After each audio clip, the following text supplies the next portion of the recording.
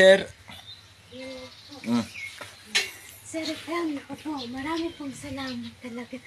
Malaking tulong po yung binigay mo. Kasi bibili ko na po ng gamot mamaya. Oh, sir, salamat po.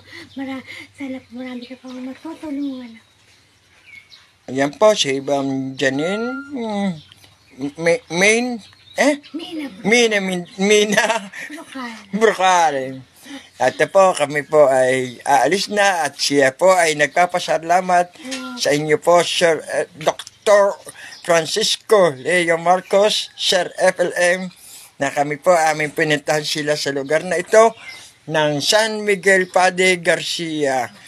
At ito po ay nasa kalooban ng parang kung ito ay bundok ay nasa gitna ng kabundukan, ay ito naman ay nasa gitna ng kabukiran. Baka layo po nito sa atin ay baka umabot pa ng 45 kilometers pa Batangas to hanggang dito. Pero ito po at abing siyang dinayo at pinuntahan namin at nakita naman po namin yung sitwasyon nila. Siya po ay narito nakikipanirahan sa bahay ng kanyang biyanan. At ang trabaho po ng kanyang asawa ay nakikipangalagaan ng baboy sa may nangangapital ng kanyang inaalagaan ng baboy. Kung tawagin po dito sa Batangas ay nangingiwihan. Ayan.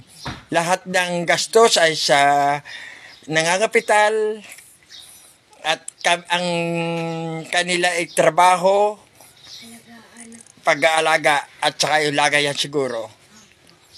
Mga ilang ulo po ang baboy yung inalagaan? 11 heads lang? 11 isang ulo lang? Yun lang, bago nagkakarpintero ang asawa niyo?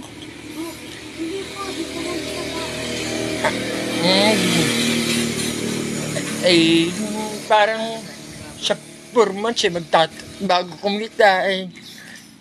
Pero sige po, salamat po at kayo magpagaling ng ayos. Thank you po so much sa inyo. Iyan ang kasama, ganda babae. Thank you. Ayan ang kanilang lugar. Pamula sa bayan ng pamula sa bayan ng Pade Garcia ay 5 kilometers. Thank you po, thank you.